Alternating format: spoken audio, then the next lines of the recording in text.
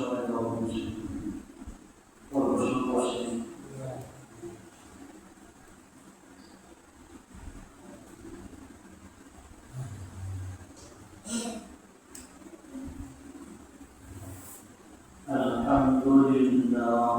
Alhamdulillah nahmaduhu wa nasta'inuhu wa nastaghfiruh wa na'udzu billahi min shururi anfusina wa min sayyiati a'malina man yahdihillahu fala mudilla lahu wa man yudlilhu fala hadiya lahu ونشهد أن لا إله إلا الله وحده لا شريك له ونشهد أن سيدنا ونبينا وسندنا وحبيبنا ومولانا محمدا عبده ورسوله أما بعد فأعوذ بالله من الشيطان الرجيم بسم الله الرحمن الرحيم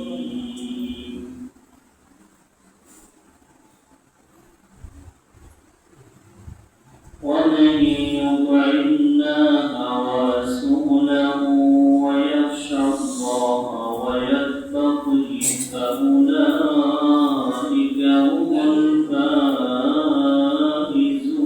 الفائزون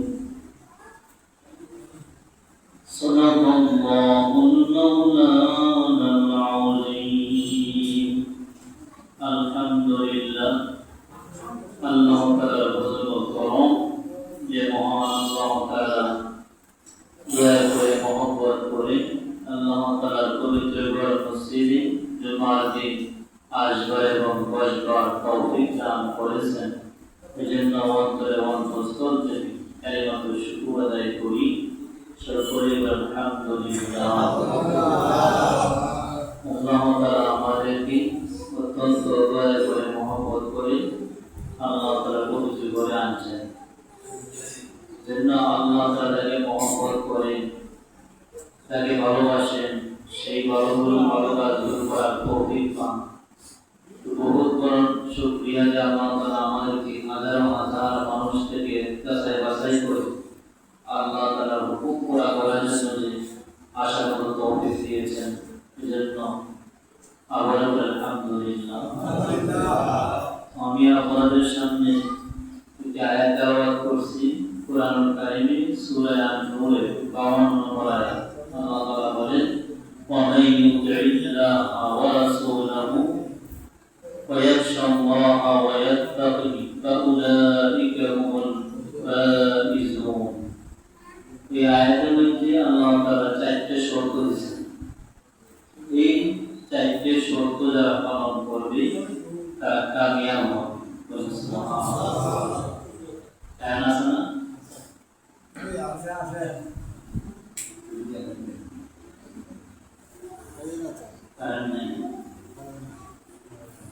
চারটি শর্ত যারা পালন করবে তারা কামিয়াব হবে, সফল কাম হবে।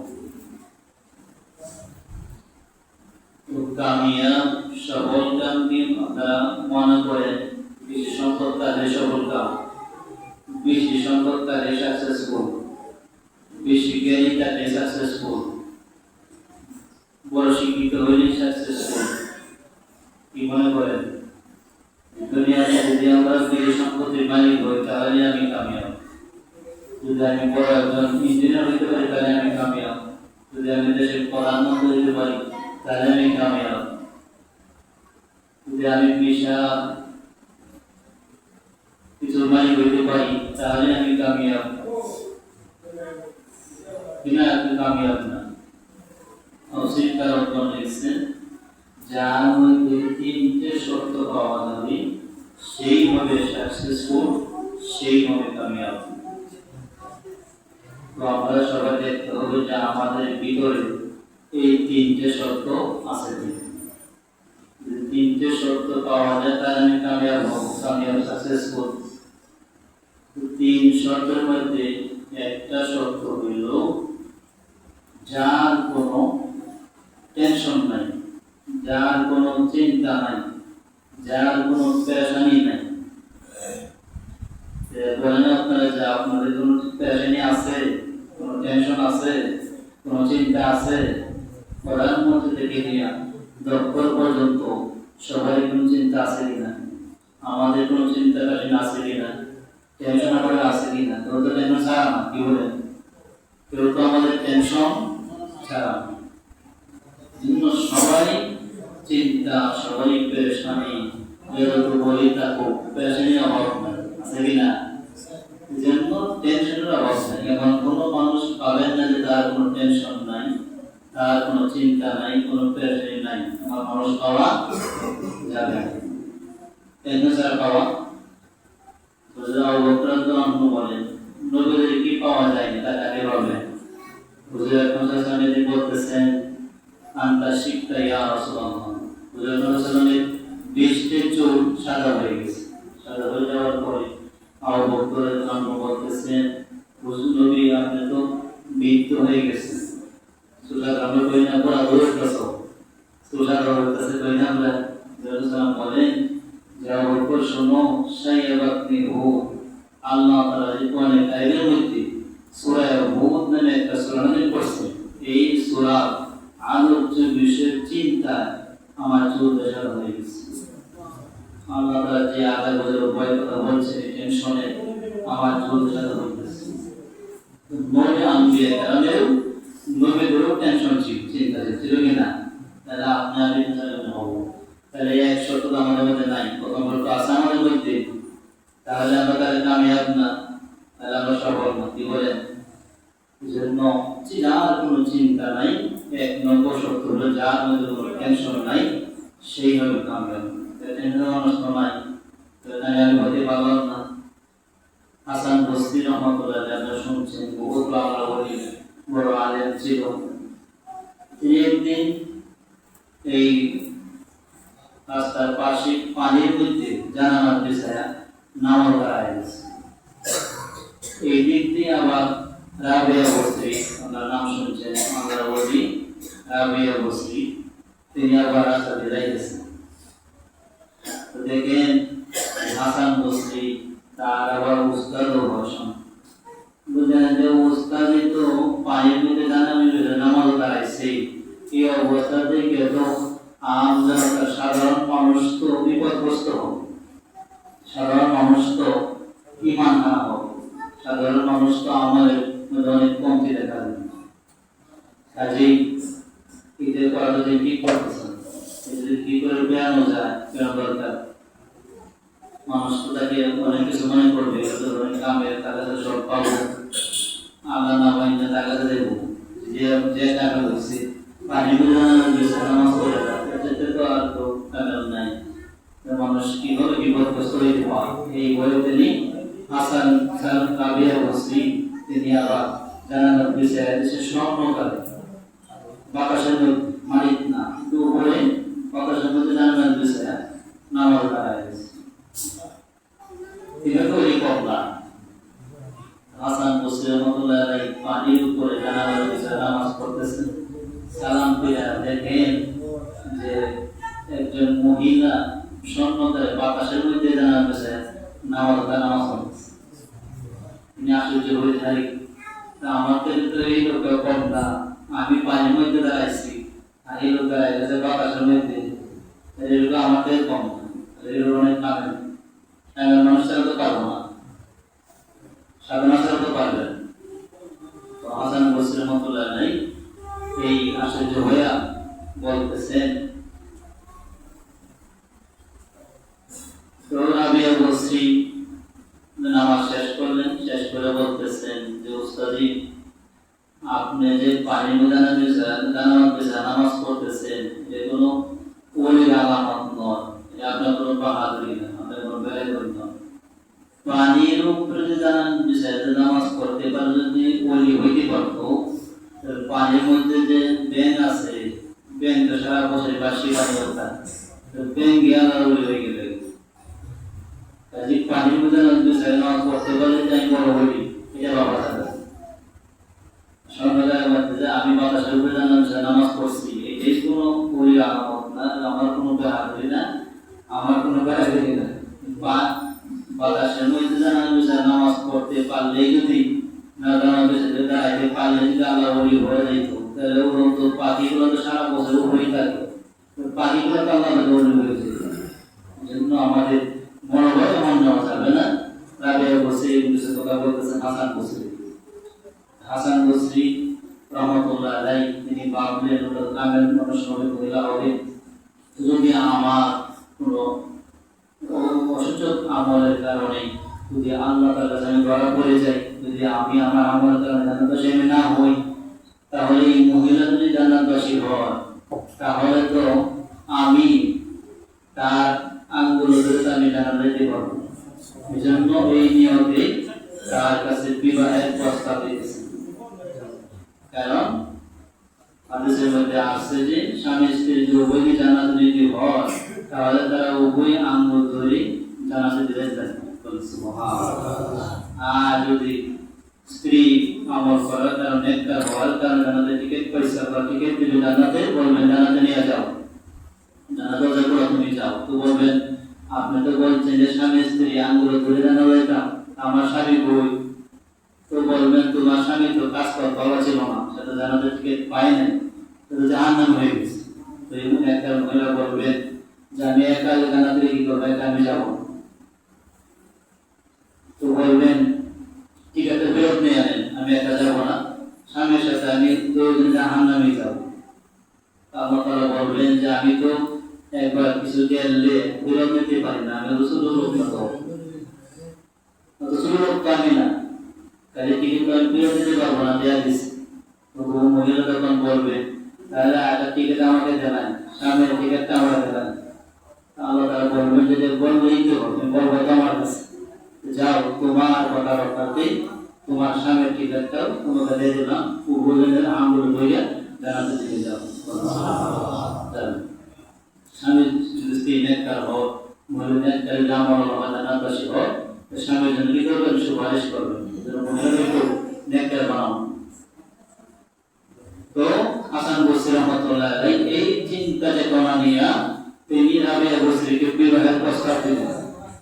তো বিবাহের প্রস্তাব দেওয়ার পরে রাবিয়া বসরি বলতেছেন আপনি একজন কামেল মানুষ, অত্র এলাকায় দেশে আপনি পরিচিত কামেল মানুষ, পরিচিত আলেম, আপনার কাছে তো বিবাহ হওয়াই যা, বিবাহের প্রস্তাব দেওয়াই যা, তবে আমার 4টা শর্ত আছে, আপনার কাছে বিবাহ হবে 4টে শর্ত, 4টে চিন্তা আমার হাতে ঘুম আসে না, এই 4টে চিন্তা যদি দূর করে দিতে পারেন তাহলে অল্প পরের মধ্যেই আপনার সঙ্গে বিবাহ হয়ে যাবে। এরা অবশ্যই কথা বললেন। তো হাসান বসরি বললেন কি চিন্তা তোমার বলো দেখি। তো রাবিয়া বসরি বললেন যে আমার 1 নম্বর চিন্তা হইল সার্বক্ষণিক চিন্তা পেরেশানি থাকি আমি মৃত্যুর সময় আমি ঈমান নিয়ে যেতে পারবো কিনা, এই চিন্তা আমার ঘুমে ধরে না। মৃত্যুর সময় শয়তান আমাকে ধোঁকা দেবে, আমার বাপের সুরতে শয়তান আসবে, এসে বলবে আল্লাহ বলতে কিছু নাই, আল্লাহ বিষ্ণুল্লাহ কালমা পড়িস না, এরকম ধোঁকা দেবে। এই মুহূর্তে আমি ঈমানটা নিয়ে যেতে পারবো কিনা, এই চিন্তা আমি কেবল থাকি, আমার ঘুমিয়ে আসে না। যদি আপনি চিন্তা আমার দূর করে দিতে পারেন তাহলে আপনার সঙ্গে বিবাহ হয়ে যাবে। হাসান বললেন যে রাবিয়া বসরি তোমার এই ঈমান নিয়ে যেতে পারবে কিনা এই গ্যারান্টি আমি কেমনে দিব, আমি মৃত্যুর সময় ঈমান নিয়ে যেতে পারবো কিনা, এই জন্য তো আমি পেরেশান, আমি তো এত মানুষের ঘুম আসে না যে আমার এই মৃত্যুর সময় ঈমান নিয়ে যেতে পারি কিনা, আমার কোনো সামান্য সুযোগ আমলের কারণে আমার নারাজ হয়ে যায় কিনা, মৃত্যুর সময় ঈমান মুসলিম হয় কিনা, কিন্তু আমিও পেরেশান, সেগুলো গ্যারান্টি আমি দিতে পারবো না। রাবিয়া বসরি বললেন 1 নম্বর তো দিতে পারলেন না, 2 নম্বরটা দিতে পারেন কিনা। তো বললেন 2 নম্বর শর্ত হইল, 2 নম্বর চিন্তা আমার হইল যে আমার সার্বক্ষণে আমি পেরেশানি থাকি, এই চিন্তা আমার ঘুম আসে না। 2 নম্বর চিন্তা হইল যে কবরের মধ্যে যে বলছেন আল্লাহ তাআলা প্রশ্ন করবেন, ফেরেশতা পাঠাবেন, 3টা প্রশ্ন করবেন, এই 3টা প্রশ্নের উত্তর আমি সঠিক দিতে পারবো কিনা, এই চিন্তা আমি সবসময় পেরেশান থাকি। রাতে আমার ঘুমই আসে না। হাসান বসরি রহমাতুল্লাহ আলাইহি বললেন যে তোমার এই জ্ঞান কেমনে দিব, এই চিন্তা তো আমিও দেব, আমিও পেরেশান, সর্বক্ষণই আমি চিন্তা করি, সর্বক্ষণই আমি টেনশন করি আমার কবর থেকে শান্তি পেতে হবে কিনা, কবর হলো প্রথম মসজিদ, এই মসজিদ থেকে আমি যেতে পারবো কিনা, পার হইতে পারবো কিনা, আমি তো পেরেশান, কাজে তোমাকে থেকে যেতে পারবো না, আমার যেতে পারবো না, তোমাকে দেবো করতে। তো 2 নম্বর শর্ত মানতে পারে নাই, দিতে পারে নাই। তো বলেন 3 নম্বর শর্ত দেখা যায় দিতে পারেন কিনা। 3 নম্বর চিন্তাটা হইল আমার, আল্লাহ তাআলা বলেন কোরআনে কারিমে বুঝে যে হাসরের মাঠে 2টা দল হবে, ফারিকুন ফিল জান্নাহ ওয়া ফারিকুন ফিস সাঈর, একটা দল হবে জান্নাতে, একটা দল হবে জাহান্নামে। তো আমি সবসময় চিন্তা করে থাকি আমি হাসরের মাঠের মধ্যে এই দিন তো আর কোনো গাড়ির দল থাকবে না, এদিন তো আমাদের দরকার, আমাদের দলের দরকার পৃথিবীর অভাব নেই, কত দল, কিন্তু সেখানে হবে মাত্র 2টা দল, একটা হবে জান্নাতি দল আর একটা হবে জাহান্নামী দল। তো আমি সবসময় পেরেশানি থাকি আমি কি জান্নাতি দলের মধ্যে থাকতে পারবো কিনা, জান্নাতি দলে আমার নামটা থাকবে কিনা, এই চিন্তা সবসময় ঘুরে থাকে।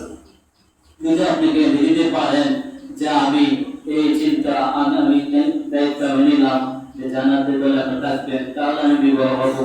তো বললেন হাসান রহমাতুল্লাহ আলাইহি যে আপনাকে আমি জ্ঞানতে কিভাবে দিব, আমার দিতে দিতে পারি না, আমি কি হাসরের মাঠে আমি কি জান্নাতে আমার নামটা থাকবে কিনা, আল্লাহ রাখবেন কিনা, এটা আমিও তো সব সময় পেরেশান করি, 24 ঘন্টা করে চিন্তা, আমারও ঘুম আসে না, কাজে এই জ্ঞানটা দিতে পারবো না। তো বললেন ঠিক আছে 4 নম্বর চিন্তা দূর করতে পারেন, 4 নম্বর চিন্তা দূর করতে পারেন, তারপরেও আমি চেষ্টা করবো বিবাহ হয়ে যাওয়ার। তো 4 নম্বর চিন্তাটা হইল আমার, আমি সার্বক্ষণিক খুব পেরেশান থাকি, চিন্তায় থাকি যে হাদিসের মধ্যে আসছে যে পুরুষের পুরটা হবে চুল থেকে চিকন হবে, তলোয়ার থেকে দাঁড় হবে, অমাবস্যা রাত্রে চাইতে অন্ধকার, যারা অন্ধকার হবে, জাহান্নামের উপরে থাকবে, 30,000 বছরের রাস্তা হবে, এই পৌঁছাদের পুরোটা আমি চিকন রাস্তা পার হইতে পারবো কিনা, অন্ধকার রজনীতে 30,000 রাস্তায় পার হইতে পারবো কিনা, এই চিন্তা আমি সব সময় থাকি। তখন আমি এই চিন্তা দূর করে দিতে পারেন, তাহলে আমি আপনার সঙ্গে বিবাহ করতে পারবো। হাসান বসরি রহমাতুল্লাহ আলাইহি তিনি আমার মতো বলেন নাই, আমরা হইলে তো বললাম দায়িত্ব নিলাম যে হাওয়া নেই, দায়িত্ব নিয়ে নিলাম যে হাওয়া বিবাহ হয়ে যায়, কিন্তু তিনি এই দায়িত্ব তিনি নেন নাই। জন্য তিনি যে আমি তো পেরেশান যে হাসরের মাঠের মধ্যে এরকম পুরুষদের ভুল 30,000 বছরের রাস্তা অন্ধকার রজনীতে চুল থেকে চিকনে পার হতে পারবো কিনা, আমি তো বলতে পারি না, আমি যেতে পারি কিনা, আমি চলতে পারি না, কাজেই আমি তো এই গ্যারান্টি দিতে পারবো না। এজন্য তিনি এই গ্যারান্টি দেন নাই। তো লম্বা কথা বড় লম্বা হয়ে যাবে। তো আল্লাহ তাআলা কোরআনে বলছেন যারা 4টে শর্ত যারা পালন করবে তারা কামিয়াব হবে, তারা সাকসেসফুল হবে। তো সাকসেসফুল হওয়ার জন্য 4টে শর্ত মুফাসসির কেরাম 3টে শর্ত লেখছেন, 3টে শর্ত যার মধ্যে পাওয়া যাবে সেই হলো আসল সাকসেসফুল, আসল কামিয়াব হবে সে। 3 নম্বর শর্তের মধ্যে একটা শর্ত হইল যার কোনো টেনশন নাই, যার কোনো চিন্তা নাই। পড়ার মধ্যে মেজর পর্যন্ত উত্তর পর্যন্ত এমন কোনো মানুষ নাই যার কোনো টেনশন নেই। এজন্য আমাদের কি নাই, কোনো কামিয়াবের পথ নাই, আমরা কামিয়াব হতে পারবো না। 2 নম্বর হইল যার মধ্যে কোনো ভয় নাই, যার কোনো ভয় নাই, এমন কোনো মানুষজনের নাই যে ভয় নাই, বলে আসে না সবাই তো ভয় করে, সবাই তো দাঁড়ায়, কাজেই সাকসেসফুল হইতে পাওয়া যাবে না। 3 নম্বর শর্ত হইল মন যা চায় তা পাইতে হবে।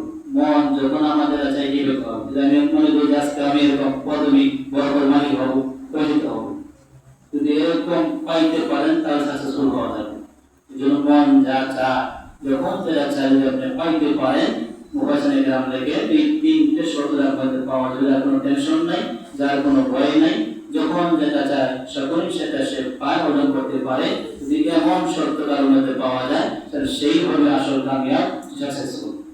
কিন্তু আমরা দেখি তো এই 3টা আমাদের মধ্যে নেই, আমরা তো পাবো না, এই 3টা শর্তই পূরণ হবে আখিরাতে।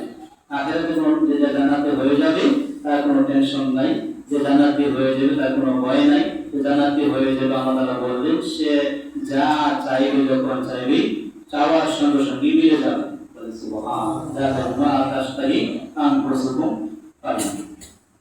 এই জন্য আমাদের তো মন চা যে আমি বৃদ্ধ না হই, এই জন্য তো মনে দাঁড়িয়ে রাখে না যে বুড়া তো মানে বুড়াটা খুব বুড়া হইতে চায় না, মানুষ বৃদ্ধ হইতে চায় না, জন্য দাঁড়িয়ে রাখতে চায় না। দাঁড়িয়ে রাখলেও কি বৃদ্ধ না হওয়া যায়? মানুষদের যে বলতে পারবে যে কত বছর বয়স, বৃদ্ধ হয়ে যেতে হবে। যে মন চাইলেও কি রাখা যায় না। দুই নম্বর হইল মানুষ গরিব হইতে চায় না, সেরকম হইতে চায়, মানুষ মরতেও চায় না। মানুষ চায় যে আমি না মরি, আমি আরো অনেক বছর থাকি, হাজার বছর আমি বাস করি, চায় না। কিন্তু কি করবে না, মানুষ যা চায় তা পায়। যে বৃদ্ধ হয়ে যায় মানুষ চায় না, মানুষ মরতেও চায় যে আমি না মরি, কিন্তু বৃদ্ধ হয়েই যায়, মানুষ মরেও যায়। এই জন্য পুরুষের চাহিদা ভিন্ন রকম, মহিলার চাহিদা ভিন্ন রকম, বুড়ার ভিন্ন রকম চাহিদা যা আছে এগুলো দুনিয়াতে পূরণ করা সম্ভব নয়, তাদের সাকসেসফুল হওয়া সম্ভব নয়। একমাত্র সাকসেসফুল তারাই হবে। আল্লাহ তাআলা আমাদের বলে দিয়েছেন, আয়াতে তর্জমা করি, শেষ করে দিব। আল্লাহ তাআলা বলেন, ওয়া ইউতিল্লাহা ওয়া রাসূলাহু ওয়া ইয়াখশাল্লাহা ওয়া ইয়াত্তাকি ফাউলাইকা হুমুল ফাইজুন। আল্লাহ তাআলা বলেন, যারা আমি আল্লাহ তাআলা যারা মানবে, আমার নির্দেশ মতো যারা চলবে, আমার নবীর অনুসরণ যারা করবে, এবং যারা আমার আল্লাহকে ভয় করবে, গুনাহ করার আগেও ভয় করে, এটাকে বলা হয় তাকওয়া। গুনাহ করার পরেও ভয় করে, কি আল্লাহ গুনাহ করে আল্লাহর এর তাকশা। আল্লাহ বলেন, ওয়ায়াশাল্লাহু ওয়া ইয়াত্তাকি, যারা অতীত জীবনে ভয় করে, ভবিষ্যৎ জীবন সামনে ভয় করে, হ্যাঁ, এদেরকে বলা হয় তাকশা ও তাকওয়া ব্যাখ্যা। এই চারটি শব্দ যারা পালন করবে, আল্লাহ তাআলাকে গুনাহ করার আগেও ভয় করবে, গুনাহ মোচন হয়ে গেলে সে কান্নায় ভেঙে পড়বে, আল্লাহ তাআলাকে ভয় করবে, আর নবীকে মানবে, চলবে, আল্লাহ তাআলার হুকুম মানবে। এই চারটি শব্দ যারা পালন করবে, আল্লাহ তাআলা বলেন, উলাইকা হুমুল ফাইজুন, তারাই হলো সফলকাম। সুবহানাল্লাহ। এজন্য সময় হয়ে গেছে, আর নববর্ষ বলতে পারবো না। যদি এই চারটি শব্দ পালন করবো ইনশাআল্লাহ, আমাদের ইনশাআল্লাহ আল্লাহ তাআলার হুকুম মানবো, ঈমান রাখবো, নবীর তরিকা আমি চলবো, আল্লাহ তাআলাকে ভয় করবো, গুনাহ করার আগেও ভয় করবো, পরে প্রশ্ন হয়েই যেত ইমিডিয়েটলি কান্না ভেঙে পড়বো, ওভার করবো। এই চারটে শব্দ পালন যদি করে যেতে পারি, তাহলে আমাদের জীবন ধন্য হবে, যা চাই তাই পাওয়া যাবে। আল্লাহ তাআলা সবাইকে আমল করার তৌফিক দান করুন। শুকর করুন, আমিন। যারা সুন্নাত যারা সুন্নাত করেন